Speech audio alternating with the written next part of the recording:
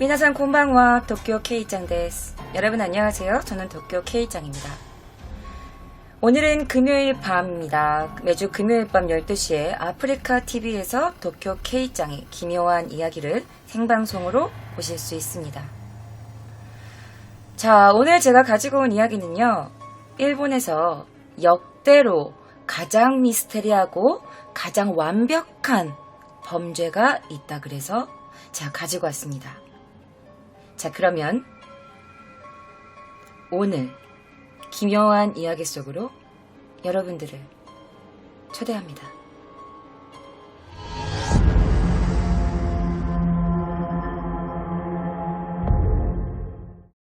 (1968년 12월 6일) 일본 신탁은행 고쿠분지점 그 지점장 앞으로 어느 날 갑자기 협박 편지가 도착합니다.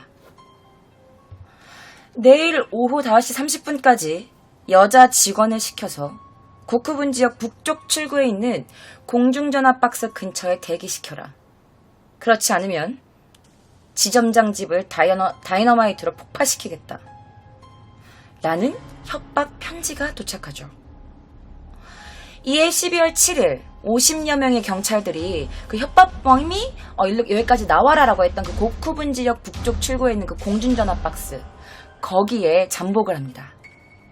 일단 여자 직원으로 위정한 여경이 그 현장에서 대기를 했고, 그 주위에 50여 명의 경찰들이 몰래 숨어있죠. 그런데도 불구하고 범인은 끝끝내 나타나지 않았어요.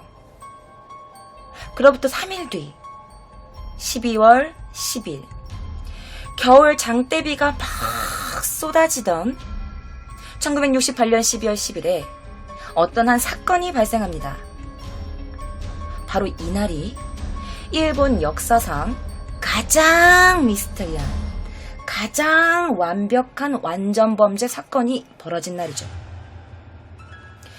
이날 오전 9시경 도쿄 그 고쿠분지에 위치한 일본 신탁은행 고쿠분 지점에서 도쿄 후추에 위치한 도쿄 시바우라 전기, 그러니까 후추 공장으로 현금 수송 차량이 출발을 합니다.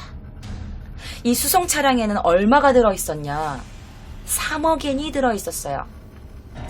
그런데 지금처럼 막 수송 차량 하면 경찰 따라 붙고 막 무슨 되게 특별하게 주문한 이런 차 막 이런 게 아니었어. 그 당시에 차량가 뭐였냐면 일반 그냥 세단이었어. 39년형 닛산 세드릭으로 고용된 운전수야. 경찰도 아니고 고용된 운전수와 그리고 일본 신탁은행 고쿠분 지점 직원 3명이 탑승을 하고 있었어요. 왜 3억 엔이나 들어있었어요? 그 합금 가방, 그 돈 넣는 그 합금 가방 있죠. 거기에 3개의 공장, 그 합금 가방 3개에 이렇게 3억 엔이 들어있었던 거야. 1억 엔, 1억 엔, 1억 엔. 공장 직원들의 연말 보너스랑 그다음에 사무비를 합친 게 바로 이 3억 엔이란 돈이었어요. 정확히는 2억 9,437만 5,500엔이 들어있었어요. 이게 우리나라 돈으로 하면은 30억 원 정도 되는 돈이야. 그 당시에 3억 엔이면 30억 원인데, 근데 지금 이 돈이 있잖아? 지금 환율로 계산을 했을 때 당시 300억 정도 되는 돈이었대. 환율로 지금 따지자면 엄청 큰 돈이지. 68년도에 3억 엔이면 어마어마하게 큰 돈인 거지. 자, 오전 9시 20분경 수송 차량이 공장을 한 200m 정도 앞에 두었을 때 뒤에서 급하게 오토바이 경찰 하나가 이 차로 접근을 해옵니다. 그래서 이에 이 경찰은요, 수송 차량을 앞지르면서 손을 뻗죠. 잠깐 멈추세요. 잠깐 정차라는 신호를 보내옵니다. 이에 수송 차량은 지시에 따라서 길가에 정차를 하죠. 아니, 경찰이 멈추라고 하니까. 그리고 나서 오토바이에서 내린 경찰은 이제 차로 다가옵니다. 그래서 운전사석에 있는 그 운전사가 이렇게 묻죠. 무슨 일이시죠? 그랬더니 이 경찰이 말합니다. 방금 일본 신탁은행 스가모 지점 지점장의 집이 폭파됐습니다.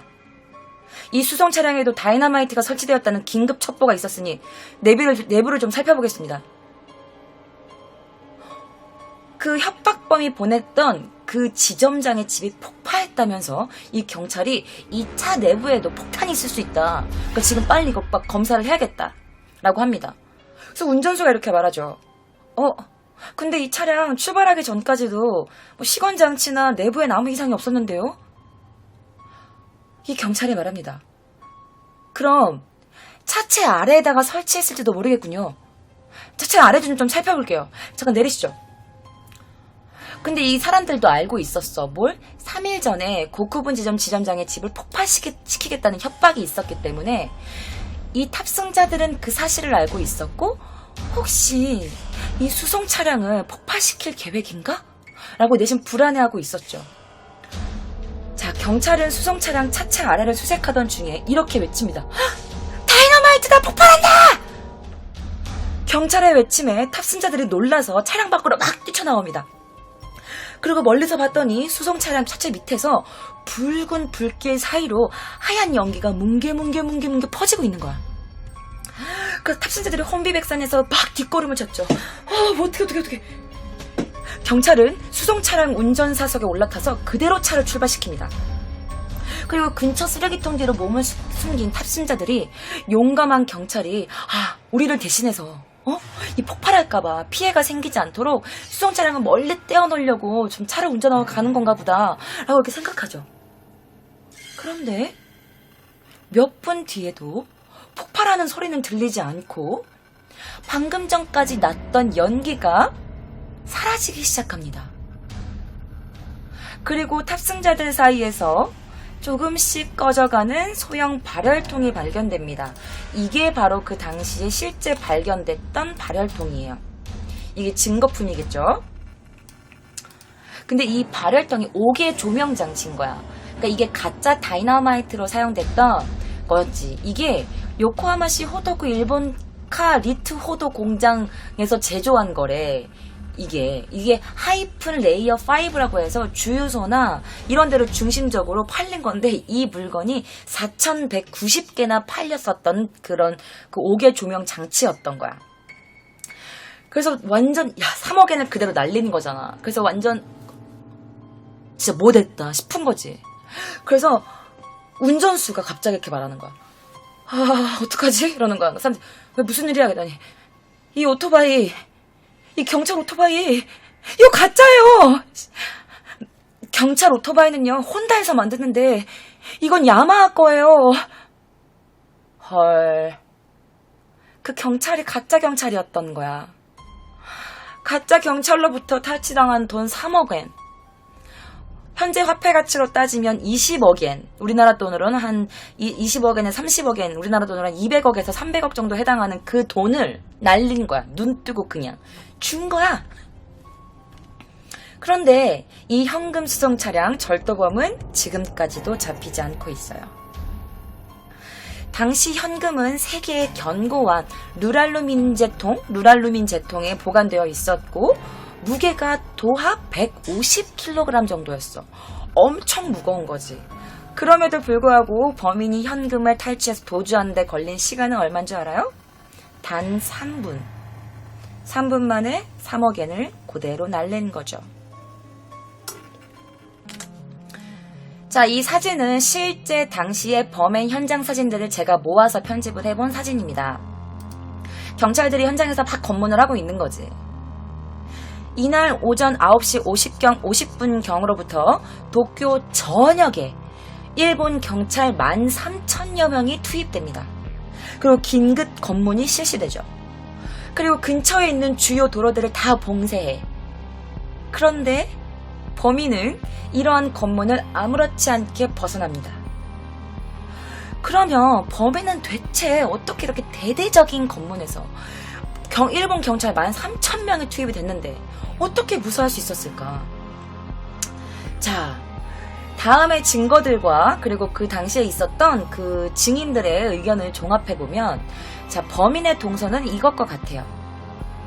자, 봐봐. 사건 3일 전에 범인이 일본 신타근의 고쿠분 지점 그 직원들 머릿속에다가 뭘 심어놨어? 테러할 거라고.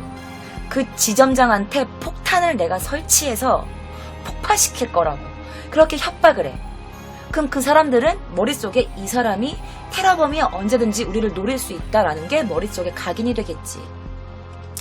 자, 자, 일단 각인시켰어. 그래서 너무나도 쉽게 그 경찰 그 3억엔을 갖고 도망을 간 거지. 그리고 이거는 그 당시에 실제로 있었던 실제 오토바이입니다, 여러분들. 실제 오토바이예요. 자, 사건 당일 범인은 현장 부근의 새끼를 빈터에다가 오전 6시부터 오전 9시 10분까지 가짜 경찰 오토바이를 시트로 덮어놨대요.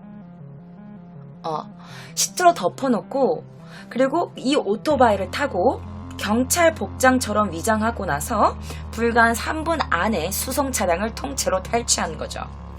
자, 그러면은 그 수송 차량은 대체 어디 있나? 그 수송 차량은 바로 여기 있습니다. 이것도 실제로 버려졌었던 당시 실제 수송 그 차량이에요. 그 남자가 버리고 간 차량이에요. 자, 수송 차량과 함께 그 돈을 가지고 날라. 그리고 근처 유적지 부근에다가 이 숲에다가 그냥 버려버려요. 이 수송차를. 그리고 그곳에 미리 대기시켜 놓았던 토요타 세단 43년형 코롤라, 짙은 남색의 코롤라, 여기다가 현금 가방을 옮기고 그대로 그 차량을 몰아서 달아납니다. 그런데 왜 못 잡았어요? 검문을 실시했던 경찰이 검문 대상을 어떻게 잡았냐면, 어떻게 딱 그걸 뭐 어떻게 딱 지정해놓고 수색을 했냐면, 일단 탈취된 수송 차량, 그리고 밴 혹은 트럭, 이런 걸로 생각을 하고 그냥 일반 이런 세단이라고는 생각을 못했던 거지, 경찰들이. 그래서 그냥 그렇게 놓쳐버린 거야. 자, 그런데도 불구하고 여러분들, 범인이 사실은 있잖아, 엄청 많은 증거를 남겨놓고 갔어. 자, 제가 증거들을 또 몇 개 사진들을 골라가지고 가지고 왔어요. 자, 이게 실제로 범인이 그 현장에다가 버리고 간 증거물입니다. 비옷, 경찰 모자, 그리고 아까 그 조명탄, 그리고 여기 다수의 오토바이 차, 메가폰, 경찰 보 등등등등등등등 이런 것들을 다 놓고 갔음에도 불구하고, 그래서 경찰은 이렇게 생각했던 거야. 범인의 것으로 보이는 이런 증거품들이 무려 153점이나 모였어. 증거품만. 그래서 153점이나 확보해서 경찰들은 금세 잡겠네. 금방 잡을 겁니다. 걱정하지 마세요. 라면서 사건이 조기 종결될 것이라고 생각을 했지. 그런데 이 대부분 범인이 놓고 간 이 증거품들은 대량 생산품이었던 거야. 너무 많이 유통된 물건들이었던 거야. 그래서 딱히 누군가를 특정하기가 어려웠던 증거품들이었던 거지. 그리고 수사 과정에서도 증거 그 보전 절차가 완전 그냥 엉망진창이 된 거야. 그래서 범인의 증거를 밝히는데 실패하게 됩니다. 그렇게 사건 당일 초동 수사에서 완전 여러 가지의 실수를 반복했어, 경찰들이. 그러고 나서도 계속 방심 상태로 해가지고 사건이 점점 미궁 속으로 빠져드는 거야. 사건 당일날 탈취당한 수송 차량을 확보한 이후에도 무의미한 증거품들을 가지고 시간을 계속 허비한 거야. 그리고 사건 4개월 후에나 고쿠분지 근처에 있는 코다네이의 한 단지 내 주차장에서 범행에 사용됐던 그 짙은 남색의 코롤라, 그 차량을 확보합니다. 그렇지만 이미 이게 당시에 빈 꽉만 남은 현금을 담아놨던 그 돈통입니다. 당시 그 코롤라는요, 시트에 덮인 채 장기간 방치 중이었고 차량에선 빈 현금 가방 3개가 발견됩니다. 물론 범행에 사용됐던 오토바이인 야마하 350R1, 내가 어떻게 했는지 모르겠어. 오토바이는 잘 몰라가지고. 그 오토바이와 이 오토바이와 43년형 코롤라는요, 2개 다 모두 도난 차량이었어요.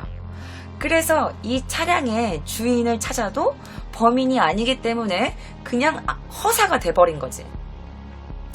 사건이 이렇듯 점점점 미궁에 빠지게 됩니다. 이유는 모두 경찰 때문이죠.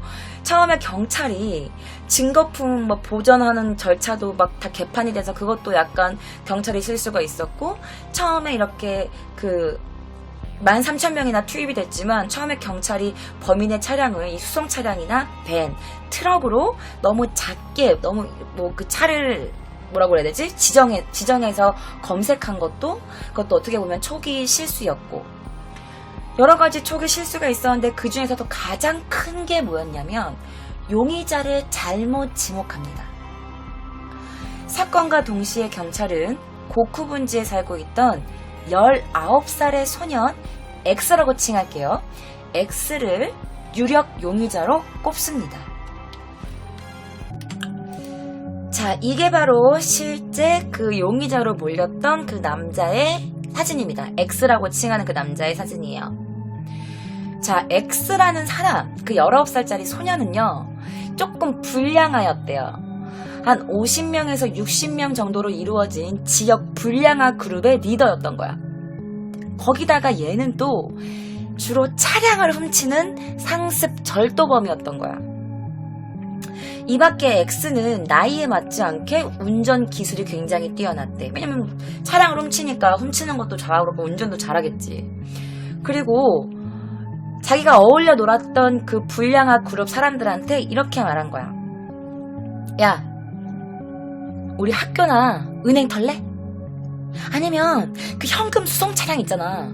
그거 한번 크게 한번 털어볼래? 라면서 자기 불량화 그 친구들, 자기 낙가마, 자기 동료들한테 은행 털자고, 현금 수송 차량 털자고 이러면서 몇 번이나 제안을 한 기록이 있었어. 또 X는 그 동네 사람이었는지 모르겠지만 사건 현장 지리에 굉장히 밝았대. 그리고 여러분, 이 X의 아빠가 경찰 교통기동대 대장이었던 거야. 그러니까 오토바이 있지. 그걸로 이제 그 경찰 교통기동대 거기 대장이었던 거야. 얘는 아빠가 경찰이었던 거지. 그러니까 얘는 경찰 위장하기도 굉장히 쉬웠던 거야. 자, 이에 사건 직후 형사 2명이 X의 자택을 방문합니다. 그럼 거기 아빠를 만나죠. 그 부친을 만나요. 그러면서 이렇게 말하죠. 아, 죄송합니다. 아드님 좀 만나볼 수 있을까요? 그러니까 그 X의 아버지는 이렇게 합니다. 영장 갖고 왔나? 증거 있나? 우리 아들을 만날 이유가 없는 것 같네. 돌아가라. 돌아가게. 이러면서 그들을 내쫓아요. 우리 아들은 너를 만날 이유가 없다. 증거 있어? 뭐 확실한 뭘 갖고 와. 그러면 영장도 없었잖아. 너희는 우리 아들을 못 만나. 그래서 돌려보내요. 그리고 이후 사건 발생 뒤인 5일 뒤 12월 15일에 X에게 내려진 이 경찰들이 머리를 써가지고 다른 혐의로 구속영장을 받아옵니다. 뭐로? 공갈에 대한 혐의. 공갈 혐의로 구속영장을 받아와. 그리고 다시 그 경찰 기동대 그 X의 집에 방문을 하게 되죠. 근데 이번에 엄마가 나옵니다. 그러면서 이렇게 말하는 거죠. 지금 X 집에 없어요. 보세요, 없다니까요. 돌아가세요, 오늘은. 그래서 경찰을 돌려보내요. 그리고 그날 밤 X는 자살을 합니다. 음독 자살이었어요. 청산가리를 마시고 죽어버려요. 자, 당시 이웃들은요, X와 그 다음에 그 X의 아빠가 굉장히 크게 다퉜다고 증언을 합니다. 그리고 발견된 청산가리, 그 청산가리를 감싸고 있었던 그 신문지에서는요, 아빠의 지문만이 검출돼요. 근데 아들이 청산가리를 먹고 죽었으면 당연히 그 신문지를 열었을 거고, 그럼 그 신문지에 당연히 아들의 지문이 묻어 있어야 하는데 그 신문지에는 아빠의 지문만이 남아있는 거야. 그 사람들은 생각한 거지. 아, 이 아빠가 경찰이잖아. 그래서 이 아빠가 이 불명예를 피하고자 자신의 친아들을 독살시킨 게 아닐까라면서 추측을 하는 거지. 자, 그런데 이때 또 경찰이 이상한 짓을 합니다. 바로 이 몽타주를 만들어요. 자, 경찰이 잘못된 이 몽타주를 만들어서 전국에 배포합니다. 그러면서 3억엔 사건이 더더욱 미궁 속으로 빠지게 되죠. 근데 여러분 봐봐. 원래 몽타주 작성할 때 어떻게 해야 돼? 그 증인들을 따로따로 불러. 증인들을 3명이서 같이 모아서 하는 게 아니라 얘 따로 불러가지고 그 범인의 인상착의를 최대한 기억을 나게끔 한단 말이야. 그러면서 그 몽타주를 그린다? 그런데 경찰들이 어떻게 했는지 알아? 이 X가 사망한 다음날 이 X의 시신을 그 탑승했던 그 경찰을 만났던 그 4명한테 보여준 거야. 혹시 범인과 닮았나요? 라고 물어봐. 그 시신을 보여주면서. 그런데 탑승사자들이 그러면은 그 분위기에 휩쓸려야 되잖아. 닮은 것 같기도 하고, 얘 맞는 것 같아요. 비슷하게 생긴 것 같네요. 그러니까 분위기에 휩쓸려가지고 그 탑승자들이 의견이 맞춰진 거야. 범인이 X랑 좀 닮았어요. 라고 돼버린 거야. 그런데 그 경찰들이 이런 되게 막무가내한 행동은 여기서 끝나지 않아요. 이미 유력한 용의자였던 X가 사망했음에도 불구하고 사건 1년 반 전에 사망한 한 전과자의 사진을 그대로 몽타주에 도용을 합니다. 제가 그 전과자의 사진을 제가 찾아왔어요. 바로 이 사람입니다. 여기 위에 있는 사람이 1년 전에 이 사건이 발생하기 전에 1년 반 전에 이미 죽어버렸던 이 전과자의 얼굴이에요. 근데 이 몽타주랑 닮았다는 이유 하나만으로 이렇게 사진을 대비해서 이 몽타주를 뿌려버립니다. 전국에다가.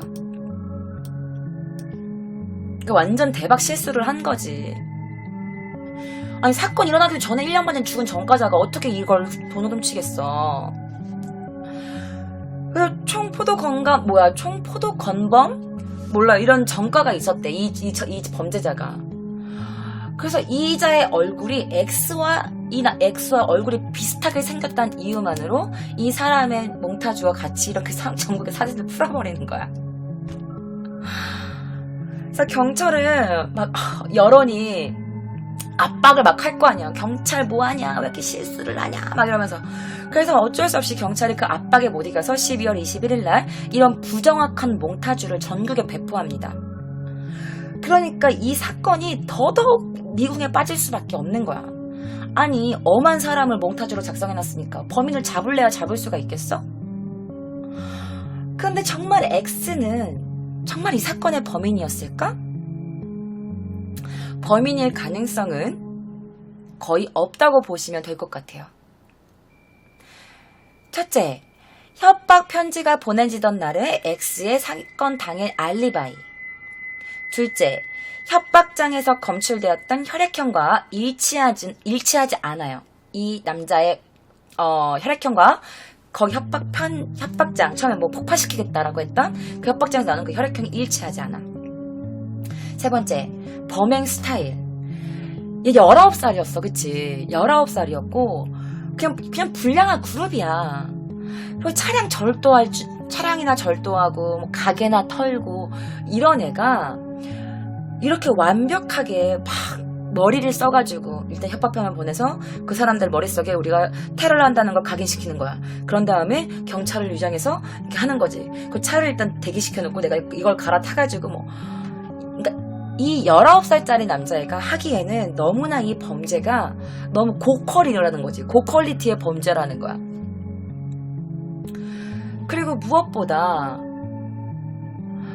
그 범인이 위장한 그 오토바이 모습을 한 그 이들 있잖아. 그때 그 차에 있었던 그 사람들이 하는 말이 뭐였냐면, 범인이 오토바이를 운전할 때 이렇게 일직선으로 주행할 때잖아. 한쪽 발을 지면에 약간 이렇게 끈 흔적이 있다고 증언을 해요. 그러니까 왜 오토바이 탈 때 다리 한쪽 이렇게 타는 거 있잖아. 뭔지 모르겠지만 그렇게 한쪽 발을 지면에 끈 적이 있다고 증언을 했었어. 그런데 범행에 사용됐던 그 오토바이가 야마하라는 그 모델 오토바이가 직선 주행 중에 발이 지면에 닿으려면 주행자의 신장이 최소 170cm 이상이 되어야 된다고 나와요. 과학적으로. 그런데 당시에 X의 신장은 165밖에 되지 않았어. 그러니까 그 오토바이를 탔을 때 이 발이 지면에 끌릴 수가 없는 거야. 그럼 여기서 증언이 바뀌는 거지. 야마하 350R1이에요. 그러니까 일단 여기서 이미 얘는 용의자가 아닌 거야. 그리고 청산가리를 감싸고 있던 신문지에서 아빠의 지문이 나왔다고 했잖아.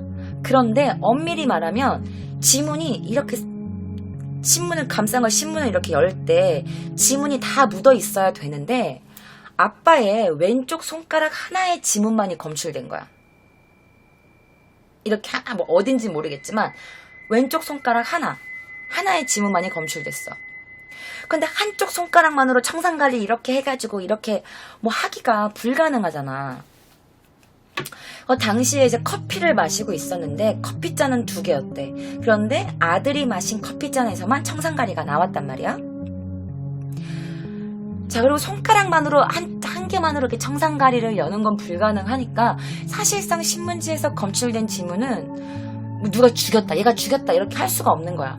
거기다가 이 청산가리는 왜 갖고 있었냐면 아빠가 그 집에 돌아다니는 쪽제비 있죠. 쪽제비를 잡으려고 항상 집에다가 이렇게 조그맣게 갖고 있었던 거였대.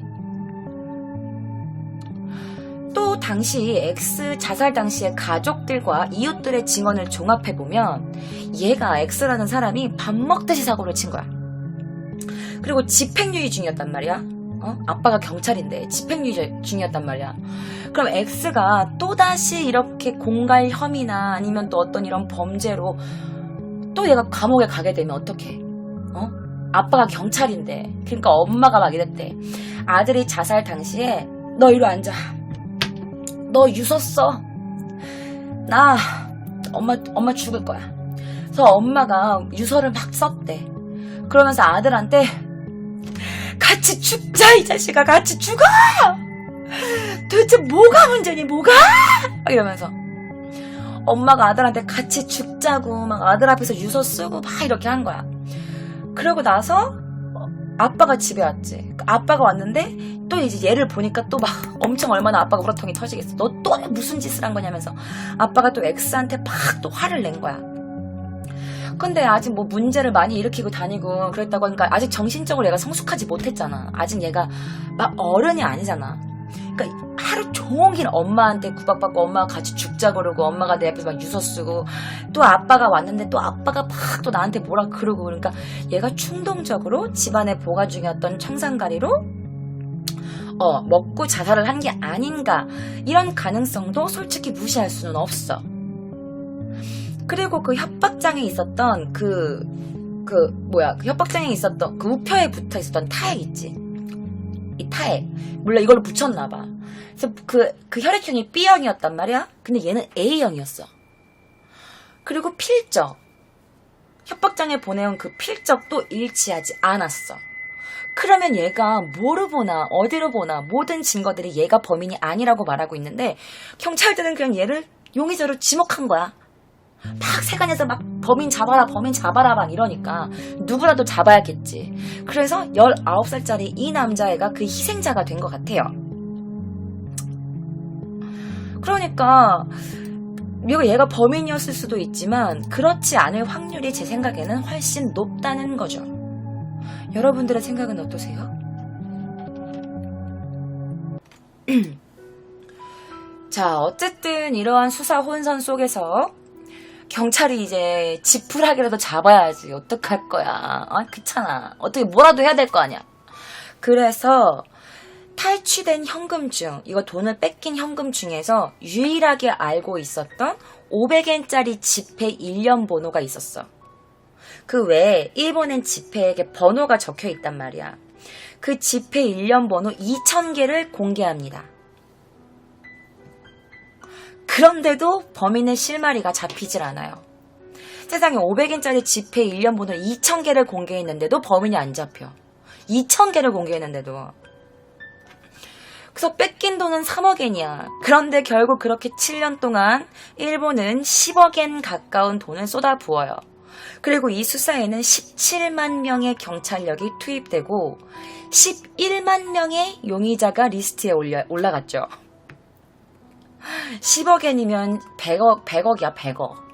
근데 옛날에 10억, 100억이면은 지금 환율로 했으면은 거의 1,000억 되는 거겠지. 어쨌든 7년간 10억, 17만 명의 경찰 투입력, 그리고 11만 명의 용의자. 그럼에도 불구하고 어떤 증거도 잡지 못하고 범인 근처에도 가지 못해요. 그러다가 결국 이 사건은 미제 사건이 되고 말아요. 애초에 범인이 범행으로 선택한 게 뭐였냐면 강도짓이 아니었어. 강도는 뭐야 여러분? 사람 위협하는 거잖아. 위협해가지고 야 돈 내놔. 지금 빨리 내려. 이게 강도짓이고, 그런데 이 강도질을 하면은 형량이 높잖아. 죄가 높아진단 말이야. 죄질이 나쁘잖아. 그런데 절도는 뭐야? 그냥 그 누구에게도 피해 입히지 않고 상해를 입히지 않고 그냥 물건만 이렇게 훔치는 게 절도야. 그러면 강도짓이 형량이 높겠어? 절도가 형량이 높겠어? 그런데 이 범인이 진짜 똑똑한 게 상대적으로 형량이 낮은 절도를 선택한 거야. 근데 이 절도의 공소시효가 얼마냐면 7년이에요. 7년밖에 안 돼. 그리고 민사시효 20년이 적용이 되지만 어쨌든 공소시효는 7년밖에 안 돼요.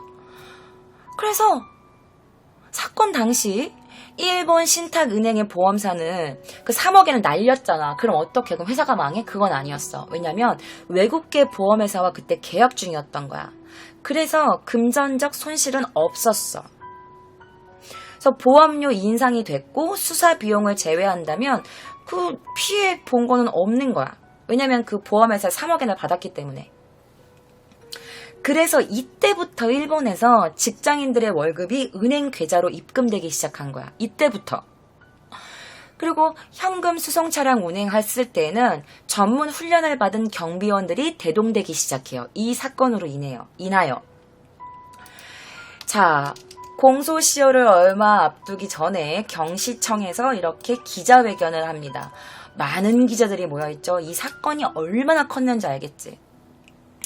하지만 결국에 이 사건은 미결 사건으로 남게 됩니다. 그리고 1975년 12월 10일 공소시효가 마감되죠. 자, 이 사건의 특징은 지형 도로망들을 숙지한 완전 똑똑한 지능범, 천재의 소행이었다는 점. 사건 전에 은행 지점장에게 협박 편지를 보내는 약간 되게 막 심리전을 할 정도로 똑똑한 지능범이었다는 거지. 그리고 현금 가방이 150kg이었는데 이 무거운 중량물을 빠른 시간 안에 옮길 수 있는 차량을 미리 준비할 수 있었던 점.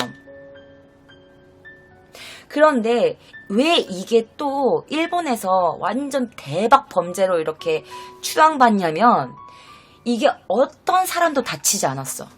어떤 사람도 다치지 않고 어떤 사람도 손해보지 않았어. 그냥 단지 거액의 현금이 강탈됐다는 것뿐이야. 그런데 그로 인해 피해본 사람들이 아무도 없다는 거지. 누가 다치지도 않았고 그 3억엔도 결국엔 보험회사로 인해서 돌려받았고. 그러니까 이 범죄가 엄청 난리가 난 거지. 자, 뿐만 아니라 얘는 진짜 웃긴 게 뭔지 알아? 이 오토바이를 있잖아. 전시회를 해요. 이렇게. 그래서 이렇게 전시회를 해가지고 혹시 이 오토바이를 혹시라도 본 적이 있는 사람, 그리고 혹시라도 이 오토바이를 판 적이 있는 사람. 그래서 1972년 5월에 후추 시내 백화점에서 이례적으로 정말 3억엔 사건 해가지고 3억엔 사건 전시회라고 해가지고 이게 전시돼요. 그 증거의 모든 증거 자료들이. 그래서 유력한 민간 정보를 기대했지만 결국 효과는 별로 없었어. 그런데 여러분, 대박 사건이 벌어져요.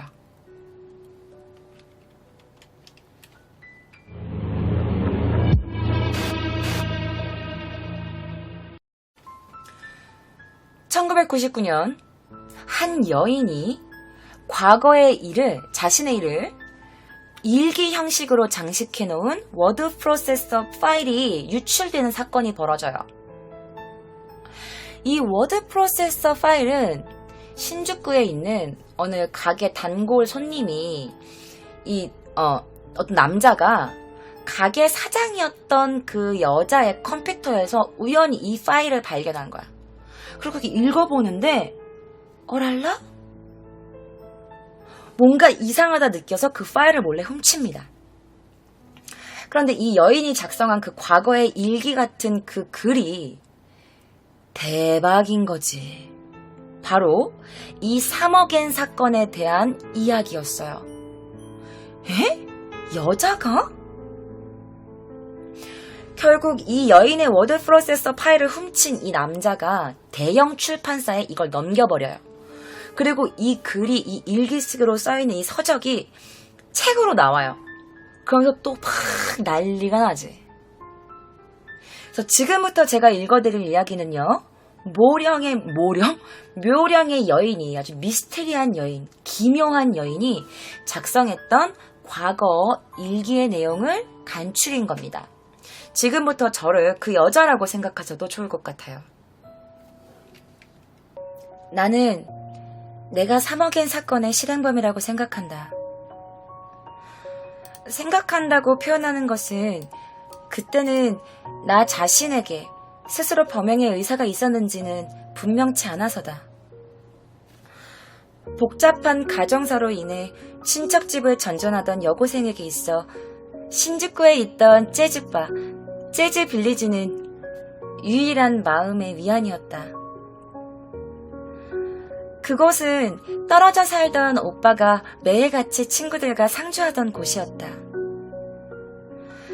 당시 극렬한 학생운동 전개와 시대의 파도를 비웃으며 오빠와 친구들은 시끄러운 재즈에 몸을 던졌다. 나는 그곳에서 처음 오빠를 보러 간 날 오빠의 친구 무리에서 키시를 만났다. 자, 제가 지금부터 보여드릴 이 사진은요, 진짜 실존 인물이에요. 저 왼쪽에 있는 게 키시라는 남성이고요. 이쪽이 이 일기를 쓴 여성의 친오빠라는 리키라는 사람이에요. 얼굴은 잘 안 나왔지만 원본 사진이 이렇게밖에 안 나왔다는 걸 좀 이해해 주세요.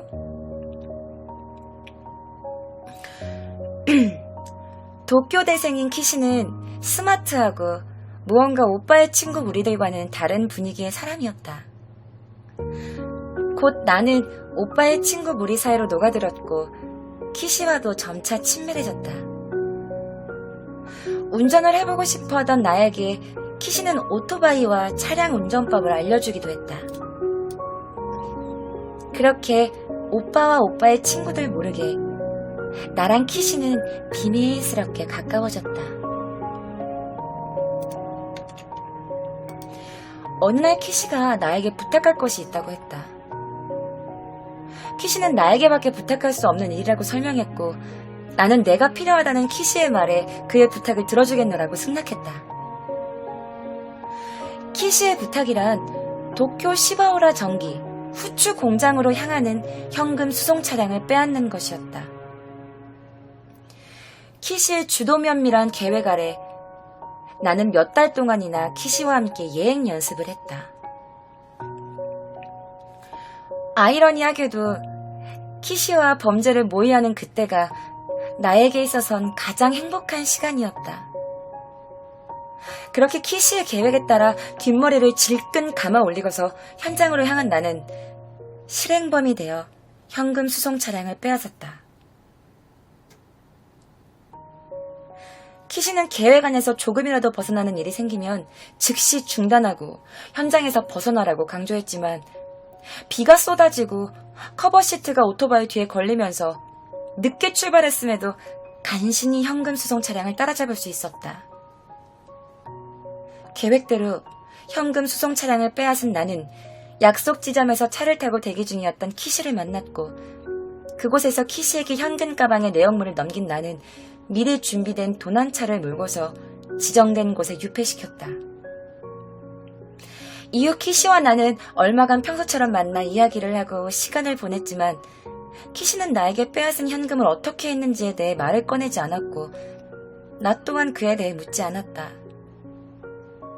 거물 정치가의 서자였던 키시는 아마 사건이 범국민적인 관심거리가 됐을 때 스스로 범인임을 자수하여 희생함으로써 내각에 쏟아질 비난을 투쟁의 디딤돌로 만들렸던 것 같다.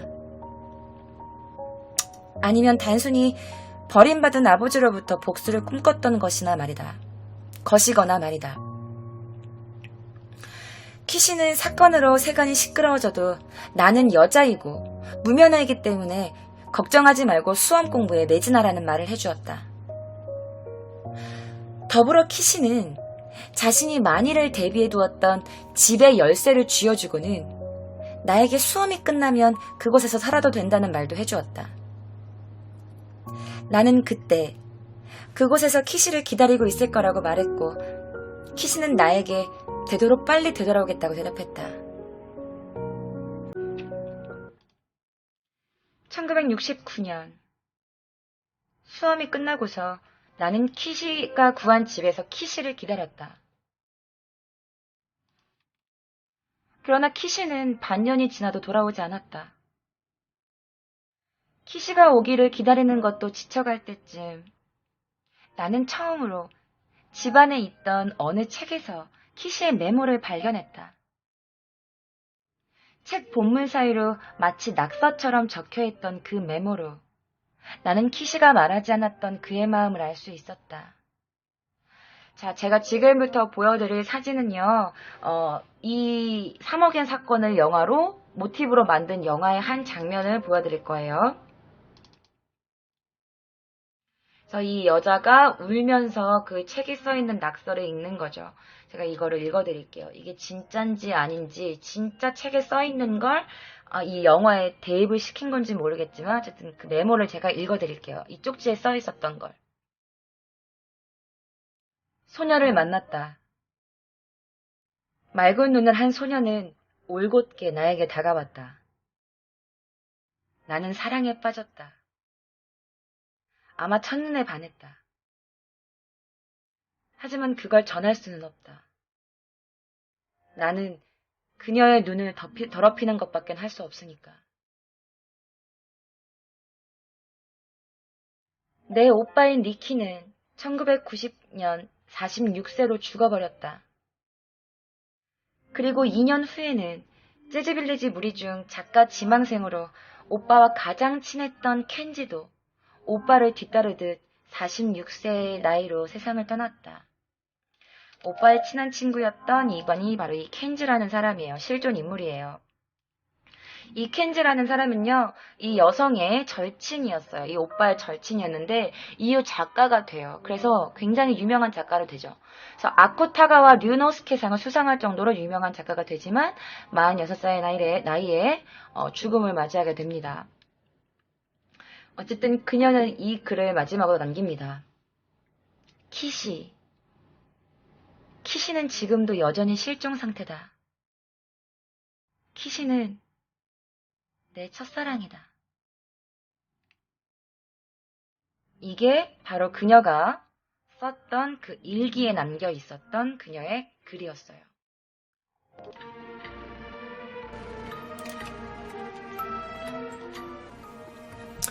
자, 미스터리한 기묘한 이 여인이 작성한 이 과거의 일기가 진짜일까 가짜일까? 이 여인은 아직까지도 자신을 드러나지 않은 채 정체를 숨기고 있어요. 그리고 그녀의 일기에는 지금까지 자신이 3억엔 사건의 범인이라고 주장하던 되게 다른 많은 약간 관심종자들과는 달리 범행 전, 범행 준비 기간, 그리고 범행 당시, 범행 수행, 범행 후 이런 경위들이 아주 세세하게 기록되어 있었대. 그 일기장에. 그리고 사건 당시에는 비가 막 쏟아지고 있었고 추운 겨울이었고 그리고 실제로 수송차량 그 탑승해 있던 그 탑승 차량이 있었던 그 사람들은 사실은 범인의 얼굴을 잘 살펴보지 못했어. 왜냐면 이렇게 마스크를 쓰고 있었대. 헬멧을 쓰고 마스크를 쓰고 있었기 때문에 범인을 본 거라고는 눈밖에 없는 거야. 그리고 거기 그때 그 경찰이 다이너마이트가 설치되어 있어요 라고 하니까 멘붕이 온 거지. 그러니까 그 경찰의 얼굴을 이렇게 자세하게 볼 그럴 여유가 없었던 거야.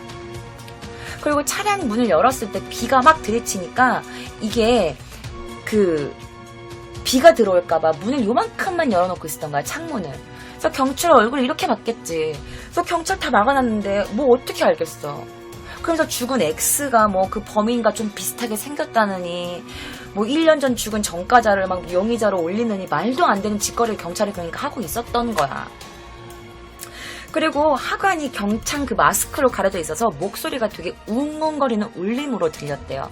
그래서 사실 이게 여잔지 남잔지 여자가 목소리만 만 해도 잘 구분이 안 됐을 수밖에 없었던 거지. 비까지 막 왔으니까. 자, 그리고 사건이 벌어지던 현장 부근에서 장시간 동안 정차 중이었던 차량이 목격되는데 이 차량에는 남성이 탑승 중이었대요. 남자가 타고 있었던 거야. 그리고 이 범인이 수송 차량에서 갈아탔던 차량과 나란히 목격됐대요. 자, 사건 직후 검문을 실시한 경찰은 범인을 줄이고자 검문 대상을 여자라고 생각하지도 않았던 거야. 왜? 경찰이니까 남자라고 생각했던 거겠지. 그래서 남성으로 제한을 한 거야. 그리고 범인이 절도했던 그 또 다른 차량, 닛산 스카이라인 2000 GT 그런 차량에서는 재즈바에서 유통되는 모르겠어. 성냥. 이 성냥이랑 그리고 여자의 귀걸이가 발견되었대요. 그 차량에서. 그러니까 도난 차량이었던 그 차에서 말이죠. 그리고 수송 차량에서 다른 차량으로 갈아탔을 때 범인은 목격한 유일한 목격자는 차량이 되게 빨리 달렸대. 그런데다가 장대비가 막 쏟아져가지고 보지는 못했대. 그런데 하나 범인이 장발을 하고 있었다라고 증언을 해요. 그리고 도난당한 현금의 액수가 어마어마했잖아. 그래서 이 돈이 분명 이 범인이 돈을 쓸 거면 이 돈의 흐름이 있을 거다. 이 돈을 범인이 쓰는 즉시 범인을 잡자라고 했는데 1년 번호가 파악했던 그 500엔 지폐는 물론이고 이 돈이 한 장도 세상 밖으로 나오지 않았어. 단 한 장도. 자, 그런데 여러분.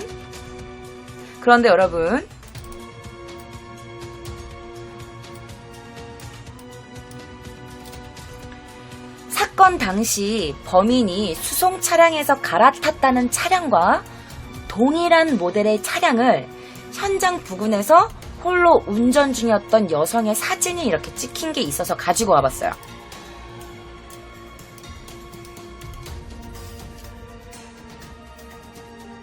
그래서 이게 또 일본인들이 또 이거를 가지고 또 가만둘 리가 있어? 이거 보시다시피 영화 나왔잖아요? 근데 여기 이 영화에 나왔던 이 여자 이름, 이 여자. 혹시 이 여자 알고 계신가요? 되게 유명한 여잔데. 미야자키 아오이라는 여성이에요. 그리고 이 여자가 찍은 거 말고도 제가 진짜 골라 가지고 온 건데도 되게 많아. 다 다른 거야. 3억엔 다 3억엔. 뭐 몽타주. 여긴 또 만화에서도 그 몽타주 얼굴 똑같이 그렸고 이것도 또 영화 드라마가 되게 많이 나왔어. 이 3억엔을 가지고 드라마, 영화, 소설책, 만화 뭐 되게 많이 나왔어. 이게 엄청난 사건이었거든. 그런데 그 중에서도 이 미야자키 아오이가 찍은 이 영화. 그래서 당시에 일본에서 어마어마한 드라마가 이렇게 많이 나왔어. 그런데 이 여자 미야자키 아오이 2006년 여인의 일기를 기반으로 한 영화 첫사랑이 만들어졌을 때 그 영화의 주연이자 일본의 유명 여배우인 이 미야자키 아오이가 비밀리에 이 여인과 만남을 가져요. 이 일기의 주인공과 만남을 가져. 대박이지. 그런 다음에 미야자키가 그 여인과의 만남을 끝낸 다음에 사람들한테 이렇게 말을 했대요. 확실해. 그 사람 3억엔 사건의 범인이야. 라고 이 미야자키 아오이가 그 여자와의 인터뷰를 끝내고 이렇게 말을 했다고 합니다. 실제로. 자, 이 범행에 대해서 얘기를 좀 간략하게 제가 또 알려드리면 지금 들어와서 이해가 안 되는군.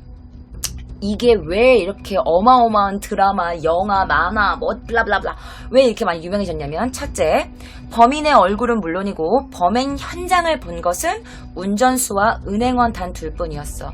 그리고 주변은 지나가다 목격했거나 뭐 건물에서 목격했거나 아니면 기타 등등등등등 목격자가 단 한 명이라도 자세하게 내가 그 사람을 봤어요 라고 말할 사람이 있어야 되는데 그런 사람이 없었어. 전혀 없었어요.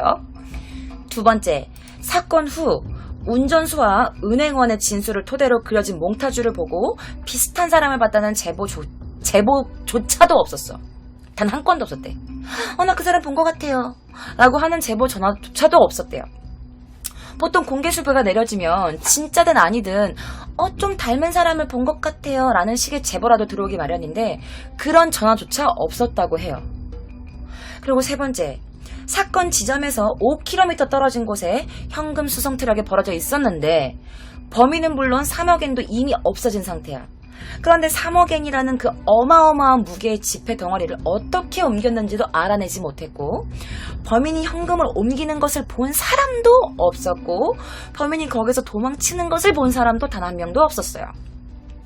자, 네 번째, 일본은 지폐 한 장 한 장마다 고유의 일련 번호가 있는데 1975년 12월 공소시효가 만료되기까지도 현재까지도 그 지폐 3억엔 중 단 한 장도 사용된 적이 없어요. 단 한 장도 유통되지 않았어. 그 정부는 그게 되게 신기하다는 거야.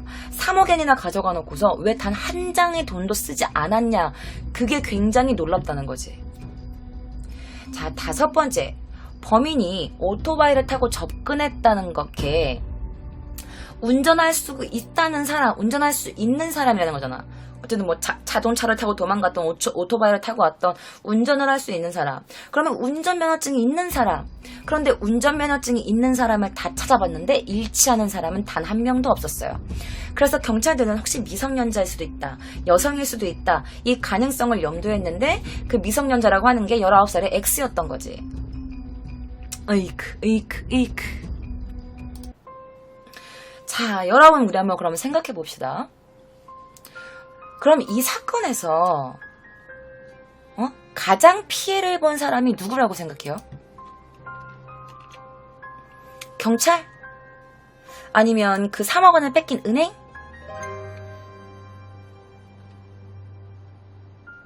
아니면 그 3억엔의 차를 버리고 막 도망갔어 있었던 막 그 운전수랑 그 은행 직원들? 누가? 자, 전국이 완전 다 떠들썩할 정도로 엄청나게 완전 범죄 3억엔 30억 현금 강탈 사건인데 요만한 실마리 하나 찾지 못했어. 요만한 증거도 찾지 못했어. 범인의 그림자조차 밟지 못했어. 그럼 이게 경찰? 경시청? 자, 봐봐. 피해자가 아무도 없어. 3억엔이란 거금을 눈앞에서 보란듯이 강탈당했음에도 불구하고 그 누구도 신체적 피해를 입지 않았어. 그 누구도 작은 상처조차 입지 않았고 3억엔은 보험, 그것도 해외 보험사 보험에 가입이 되어 있었기 때문에 그 3억엔은 고스란히 돌려받을 수 있었어. 결국 이 사건으로 물질적이든 아니면 뭐 신체적이든 그런 조그만 피해라도 입은 사람이 아무도 없었다는 거지. 그래서 이 사건이 엄청나게 일본에서 가장 완벽한 완전 범죄라고 하는 거예요. 이보다 완벽한 완전 범죄 들어본 적 있어? 돈을 훔쳤는데 돈으로 피해 입은 사람이 없어. 돈을 뺏었는데 강도당한 사람은 없어. 여러분 생각은 어때요? 자, 오늘 도쿄 캔일장의 기묘한 이야기는 여기가 마지막입니다. 다음 주에는 어떤 기묘한 이야기를 가지고 올지 구독하세요. 즐겨찾기 하세요. 그럼 전 다음 주에서 만나요. 다음 주에 또 만나요.